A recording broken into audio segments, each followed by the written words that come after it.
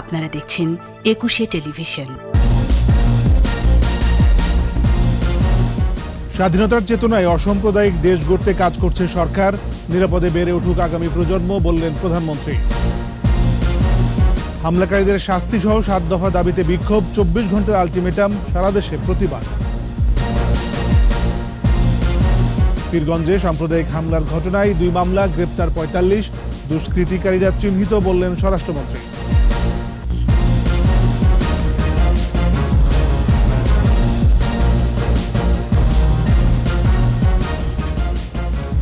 শুনছিলেন first security ইসলামী bank limited সংবাদ শিরোনাম। আমন্ত্রণ রাতের 21 সংবাদে, সাথে আছি আমি এমএজি ওসমানী। দর্শক, 21 টেলিভিশনের সংবাদ একই সাথে সরাসরি দেখতে পাবেন আমাদের ফেসবুক পেজ www.facebook.com/2124 অনলাইনে। আত্মবিশ্বাস ও আত্মমর্যাদা নিয়ে গড়ে উঠুক আজকের প্রজন্ম, এমন দৃঢ় প্রত্যয় ব্যক্ত করেছেন প্রধানমন্ত্রী শেখ হাসিনা। শেখ রাসেলের 58তম জন্মদিনে প্রধানমন্ত্রীর আহ্বান, ঘাতকের বুলেটে আর যেন কোনো শিশুর প্রাণ না হারায়, নিরাপদ বাংলাদেশে বেড়ে উঠুক আগামী প্রজন্ম। রিপোর্টে বিস্তারিত জানাচ্ছেন আকবর হোসেন সুমন।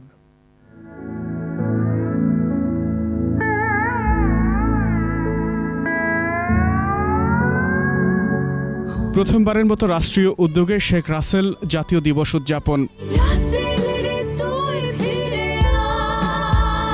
বঙ্গবন্ধুর কনিষ্ঠ পুত্র শেখ রাসেলের 58তম জন্মদিনে বঙ্গবন্ধু আন্তর্জাতিক সম্মেলন কেন্দ্রে শেখ রাসেল জাতীয় শিশু কিশোর পরিষদের এ আয়োজন। প্রতিপাদ্য শেখ রাসেল দীপ্ত জয়োল্লাস, অদম্য আত্মবিশ্বাস। গণভবন থেকে যুক্ত হন প্রধানমন্ত্রী শেখ হাসিনা। আদরের ছোট ভাইয়ের জন্মদিনে আনন্দ বেদনার মহাকাব্য স্মৃতি কাতর করে তাকে তুলে ধরেন শেখ রাসেলকে নিয়ে নানান খুনসুটির গল্প। রাসেলের ভিতরে যে কষ্ট, সে কিন্তু কখনো তা প্রকাশ করতো না। তার চোখে পানি থাকতো। জিজ্ঞেস করতাম, তুমি কি, তোর চোখে পানি কেন? বলতো ময়লা পড়ে গেছে, কিছু না। ওইটুকু একটা ছোট বাচ্চা নিজের কষ্টটাকে লুকাবারও চেষ্টা করতো। তার ভিতরে একটা আকাঙ্ক্ষা ছিল, আমরা যদি কেউ জিজ্ঞেস করতো তুমি কি হবে, সে বলতো আমি আর্মি হব, সে একটা আর্মি অফিসার হবে, এটাই তার জীবনের স্বপ্ন ছিল। প্রিয় হাসু আপার মনে এখনো দাগ কাটে যে প্রশ্ন, কেন ছোট্ট রাসেলকে হত্যা করা হলো। রাসেল মায়ের কাছে যাব বলে কান্নাকাটি করছে। সেই রাসেলকে ভাই, চাচা, বাবা, মা সকলের লাশ ডিঙিয়ে নিয়ে সেখানে তাকে নির্মমভাবে হত্যা করা হয়। আমার একটাই প্রশ্ন আসে, কেন?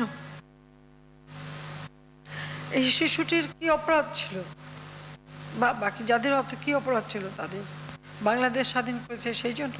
আহ্বান জানান বাংলাদেশের চলার পথে আর যেন ঘাতকের বুলেট কোনো শিশুর জীবন নিতে না পারে, যেন কোনো রকম হত্যা, ষড়যন্ত্র না হয়, বাংলাদেশের মানুষ যেন সুন্দরভাবে বাঁচতে পারে। ঘাতকের বুলেটে আর কোনো শিশুকে যেন এভাবে জীবন দিতে না হয়। আমি সমগ্র জাতির কাছে এই আহ্বানই জানাবো। ৭৫-এর পর বারবার থমকে যাওয়া বাংলাদেশ শান্তিপূর্ণ হোক, নিরাপদ জীবন হোক, এই প্রত্যাশা বঙ্গবন্ধু কন্যা শেখ হাসিনার। আজকে শিশু আগামী দিনের ভবিষ্যৎ, কাজে তাদের নিরাপত্তা দেওয়া। আকবর হোসেন সুমন, 21 টেলিভিশন, ঢাকা।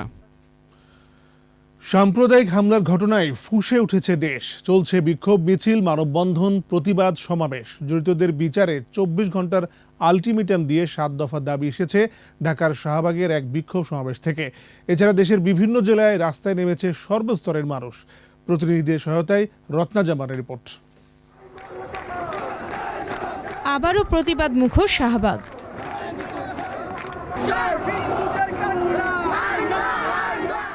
সকাল 11টা থেকে দুপুর 2:30 পর্যন্ত শাহবাগ মোড়ে অবস্থান নেয় ঢাকা বিশ্ববিদ্যালয়ের সাধারণ শিক্ষার্থীরা। বৃষ্টি উপেক্ষা করে সাম্প্রদায়িক হামলার প্রতিবাদে সড়ক অবরোধ করে তারা।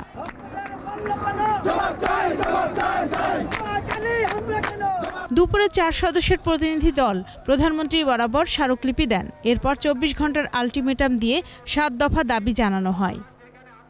আমাদের অধিকার যে আমরা আমাদের ধর্ম বা আমাদের স্বাধীনতার নিরাপত্তা নিয়ে যেন বাঁচতে পারি। আমরা চাই আমাদের যে সংখ্যালঘু আছে এদের জীবনের নিরাপত্তার জন্য আজকে আমরা এখানে দাঁড়িয়েছি। এই দেশটা হিন্দু মুসলিম সবাই মিলে আমরা স্বাধীন করেছি।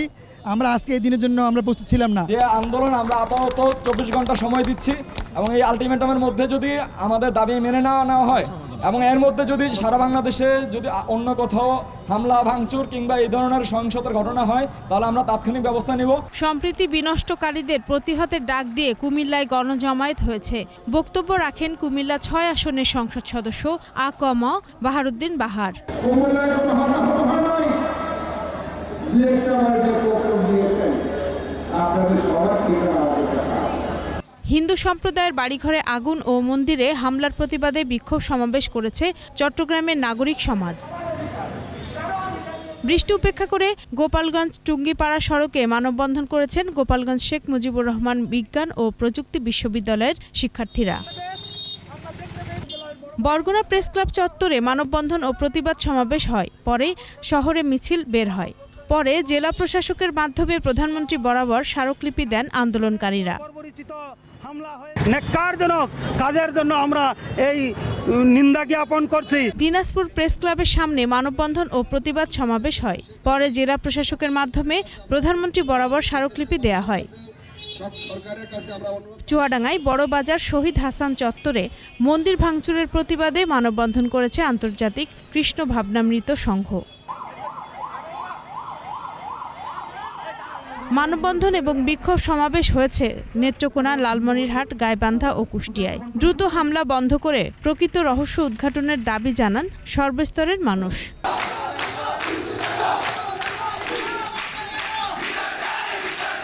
রত্না জামান, একুশে টেলিভিশন। রংপুরের পীরগঞ্জে জেলেপাড়ায় সাম্প্রদায়িক হামলার ঘটনায় 2টি মামলা করা হয়েছে। গ্রেপ্তার হয়েছে অর্ধশতাধিক। বিভিন্ন স্থানে অভিযান শুরু করেছে আইনশৃঙ্খলা বাহিনী। ঘটনায় জড়িতদের চিহ্নিত করা হয়েছে বলে জানিয়েছেন স্বরাষ্ট্রমন্ত্রী। ক্ষতিগ্রস্তদের পুনর্বাসন সহ সব ধরনের মানবিক সহায়তা করা হবে বলে জানান তিনি। প্রতিনিধিদের সহায়তায় সাইদুল ইসলামের রিপোর্ট। জলেপুরে খার বসত ভিটাম। সাম্প্রদায়িক হামলায় ক্ষত পীরগঞ্জের জেলেপাড়া। অন্তত 30টি বাড়িঘরে আগুন ও ভাঙচুরের ঘটনা ঘটে। লুট করা হয়েছে জীবনের শেষ সম্বল। এ ঘটনায় এখন পর্যন্ত 2টি মামলা হয়েছে। ঘটনাস্থল পরিদর্শন শেষে যারা জড়িত তাদের আইনের আওতায় আনার কথা জানিয়েছে স্থানীয় প্রশাসন। দোষীদের গ্রেফতারে চলছে অভিযান। যারা এই কাজগুলো করেছে প্রত্যেকের পরতে পরতে হিসাব দেওয়া হবে, যে কাজগুলো করেছে সেটার জবাবদিহি করতে হবে। আমাদের সকল আইন শৃঙ্খলা রক্ষাকারী বাহিনী, ম্যাজিস্ট্রেট ওরা এখানে রয়েছে। ওনারা রাত থেকে কাজ শুরু করেছেন তাদেরকে ধরার জন্য কিভাবে শাস্তির আওতায় আনা যায়। এদিকে সচিবালয়ে স্বরাষ্ট্রমন্ত্রী বলেন, সামাজিক যোগাযোগ মাধ্যমে গুজব ছড়িয়ে সম্প্রীতির বন্ধনকে বিনষ্ট করার অপচেষ্টা করেছে দুষ্কৃতিকারীরা। আমাদের নিরাপত্তার যত ধরনের ব্যবস্থা আমরা সেখানে গ্রহণ করেছি, কিন্তু এই ঘটনাটি আকস্মিকভাবে এই দুষ্কৃতিকারীরা ঘটনাটি ঘটিয়ে ফেলে। আমরা তাৎক্ষণিকভাবে এলাকার জনগণের সহায়তা 45 জনকে আমরা ধরেছি। কুমিল্লার ঘটনা সুপরিকল্পিত ও উদ্দেশ্যমূলক বলেও মন্তব্য করেন স্বরাষ্ট্রমন্ত্রী। কুমিল্লার ঘটনাটা একটা সাজানো ঘটনা। আমি আবারও বলছি, কোনো সম্প্রদায়ের লোক অন্য সম্প্রদায়ের একটা ধর্মগ্রন্থ এনে অপমান করবে, এই ধরনের মন মানসিকতা বাংলাদেশের মানুষের নেই। ক্ষতিগ্রস্তদের পুনর্বাসন সহ সব সহযোগিতা করার কথা জানিয়েছেন স্বরাষ্ট্রমন্ত্রী। বলেন, জেলা প্রশাসনের মাধ্যমে তাদের সর্বোচ্চ সহায়তা করা হবে। তাদের বাড়িঘর নির্মাণের জন্য মাননীয় প্রধানমন্ত্রী নির্দেশনা দিয়ে দিয়েছেন। টিন, কাঠ, নগদ অর্থ যা যা প্রয়োজন হয় আমাদের মাননীয় প্রধানমন্ত্রীর নির্দেশনায় সেগুলোই করা হয়ে যাবে। রংপুর ও কুমিল্লার ঘটনার সাথে পুলিশ প্রত্যাহারের কোনো সম্পর্ক নেই উল্লেখ করে তিনি আরো বলেন, এটি রুটিন কাজের অংশ। বদলি হবে, 2 বছর হয়ে গেলে বদলি হয়। আমার মনে হয় এর সঙ্গে এই সমস্ত ঘটনার কোনো যোগসাজশ নেই। এদিকে কুমিল্লার ঘটনার সাথে জড়িতদের আইনের আওতায় আনার দাবি জানিয়েছে ঢাকা বিশ্ববিদ্যালয়ের শিক্ষক সমিতি। সকালে কুমিল্লার ঘটনাস্থল পরিদর্শন শেষে তারা এ দাবি জানান। অপরাধীদেরকে খুঁজে বের করে শাস্তির আওতায় না নিয়ে আসতে পারি তাহলে এই ধরনের ঘটনাগুলো কিন্তু ঘটতে থাকবে। সাইদুল ইসলাম, একুশে টেলিভিশন, ঢাকা। জাতিসংঘের আবাসিক সমন্বয়কারী মিয়া সেপ্পো বাংলাদেশের সংখ্যালঘু সম্প্রদায়ের উপর হামলায় নিরপেক্ষ তদন্তের জন্য সরকারের প্রতি আহ্বান জানিয়েছেন। পাশাপাশি তাদের নিরাপত্তা নিশ্চিত করতে আহ্বান জানিয়েছেন তিনি। মিয়া সেপ্পো টুইটে বলেছেন, বাংলাদেশে হিন্দুদের উপর সাম্প্রতিক হামলা সামাজিক যোগাযোগ মাধ্যমে বিদ্বেষমূলক বক্তব্যের ফল, যা সংবিধানের মূল্যবোধের পরিপন্থী। এটা থামানো উচিত। জাতিসংঘের আবাসিক সমন্বয়কারী বাংলাদেশের অংশগ্রহণমূলক ও সহনশীল সমাজ প্রতিষ্ঠা জোরদারের প্রয়াসে যুক্ত হতে সবার প্রতি আহ্বানও জানান। নিচে সংবাদ বিরতি। যখন ফিরছি তখন অন্যান্য খবরের সঙ্গে আরও থাকবে ইভ্যালির ব্যবস্থাপনায় অবসরপ্রাপ্ত বিচারপতি শামসুদ্দিন চৌধুরীর নেতৃত্বে 5 সদস্যের বোর্ড।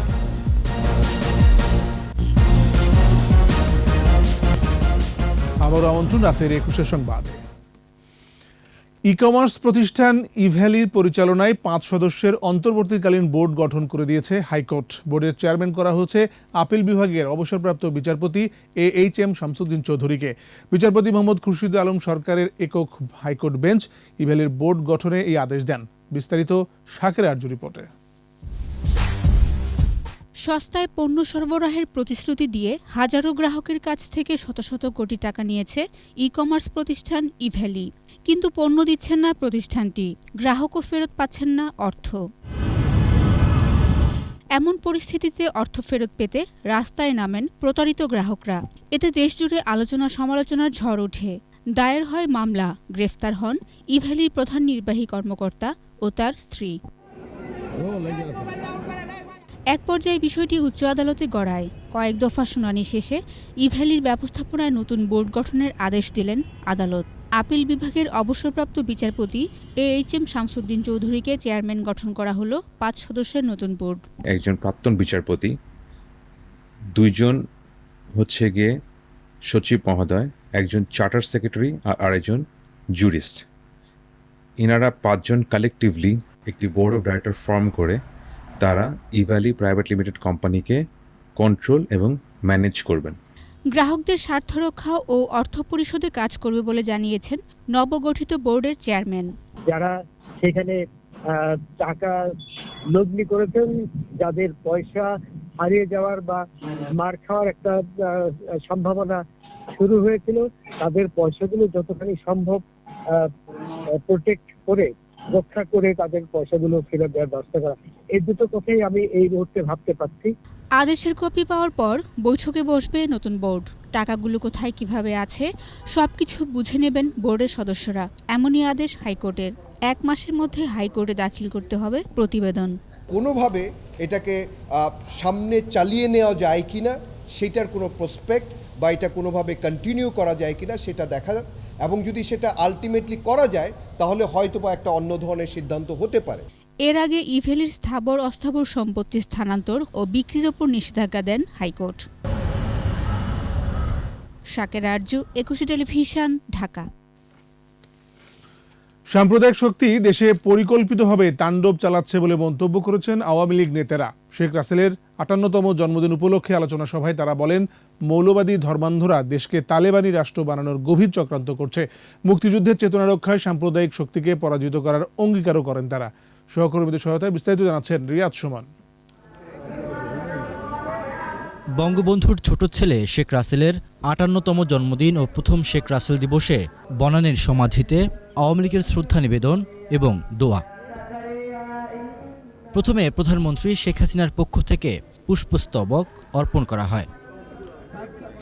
পরে দলের পক্ষে নেতাকর্মীদের নিয়ে শ্রদ্ধা জানান আওয়ামী লীগ সাধারণ সম্পাদক ওবায়দুল কাদের। বলেন, সাম্প্রদায়িক অপশক্তি পরিকল্পিতভাবে তাণ্ডব চালাচ্ছে। বাংলাদেশের আজকে অর্জন, উন্নয়ন, মুক্তিযুদ্ধের আজকে বিরুদ্ধে যে অপশক্তি, সাম্প্রদায়িক অপশক্তি এদের বিষ বৃক্ষ ডালপালা বিস্তার করেছে, এই বিষ বৃক্ষের ডালপালা শুদ্ধ আজকে উপড়ে ফেলতে হবে। কেন্দ্রীয় শহীদ মিনারে শিক্ষার্থীদের চিত্রাঙ্কন প্রতিযোগিতার পুরস্কার বিতরণী অনুষ্ঠানে আওয়ামী লীগের যুগ্ম সাধারণ সম্পাদক মাহবুবুল আলম হানিফ বলেন, স্বাধীনতা বিরোধী সাম্প্রদায়িক শক্তি দেশকে তালেবানি রাষ্ট্র বানানোর ষড়যন্ত্র করছে। ধর্মের নাম করে এই বাংলাদেশকে পাকিস্তানের ভাবধারায় তালেবানি রাষ্ট্র বানানোর জন্য গভীর চক্রান্তে লিপ্ত হয়েছে। উত্তরায় এক আলোচনা সভায় স্বরাষ্ট্রমন্ত্রী বলেন, সাম্প্রদায়িক হামলার সাথে জড়িতদের চিহ্নিত করা হচ্ছে। যারা এই ধর্ম নিয়ে বাড়াবাড়ি করছেন তারা আর এগুলো আগাবেন না। আমরা অবশ্যই এদের চিহ্নিত করে আমরা শাস্তির ব্যবস্থা অবশ্যই করব এবং এদেরকে চিহ্নিত করে জনগণের সম্মুখে আমরা অবশ্যই উপস্থিত করব। ফরেন সার্ভিস একাডেমিতে শেখ রাসেল দিবসের আলোচনায় পররাষ্ট্রমন্ত্রী বলেন, আগামী দিনের শিশুর জন্য একটি নিরাপদ বাংলাদেশ গড়ে তোলা হবে।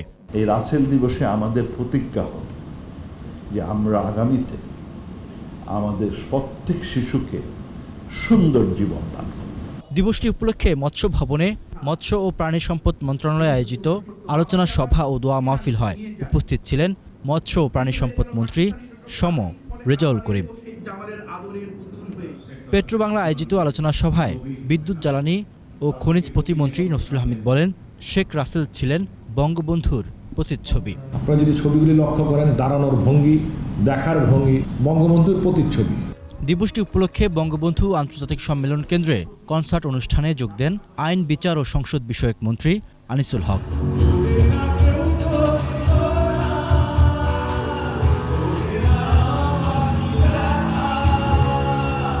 দিবসটি উপলক্ষে শিল্পকলা একাডেমিতে ছিল দিনভর নানা আয়োজন। রিয়াদ সুমন, 21 টেলিভিশন, ঢাকা।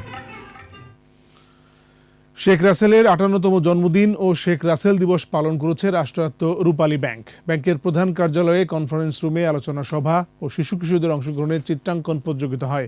প্রধান অতিথি ছিলেন ব্যাংকের চেয়ারম্যান কাজী সানাউল হক। উপস্থিত ছিলেন ম্যানেজিং ডিরেক্টর ও সিইও ওবায়দুল্লাহ আল মাসুদ, উপব্যবস্থাপনা পরিচালক মোহাম্মদ জাহাঙ্গীর সহ ঊর্ধ্বতন নির্বাহীরা। পরে দোয়া মাহফিল এবং দুস্থদের মাঝে খাবার বিতরণ করা হয়।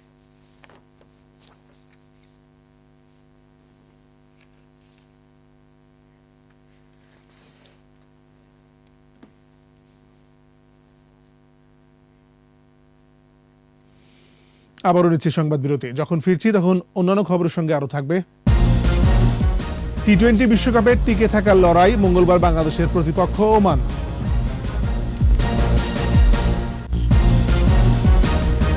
আর এর সাথে শেষ করছি রাতের 21 সংবাদ। যাওয়ার আগে ফার্স্ট সিকিউরিটি ইসলামী ব্যাংক লিমিটেড সংবাদ শিরোনামগুলো আরও একবার। স্বাধীনতার চেতনায় অসাম্প্রদায়িক দেশ গড়তে কাজ করছে সরকার। নিরাপদে বেড়ে উঠুক আগামী প্রজন্ম, বললেন প্রধানমন্ত্রী। হামলাকারীদের শাস্তি সহ 7 দফা দাবিতে বিক্ষোভ, 24 ঘন্টার আলটিমেটাম, সারা দেশে প্রতিবাদ।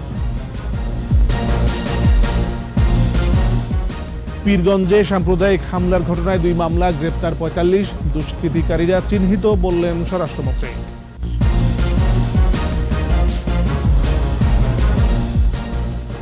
সর্বশেষ খবর জানতে ডায়াল করুন 202 নম্বরে, আর ভিজিট করুন 21-tv.com ওয়েবসাইটে। এছাড়া ফেসবুকে ভিজিট করতে পারেন facebook.com/2124 অনলাইনে। 21-এর খবর দেখুন, 21-এর সাথেই থাকুন। স্বাস্থ্যবিধি মেনে চলুন, সুস্থ থাকুন।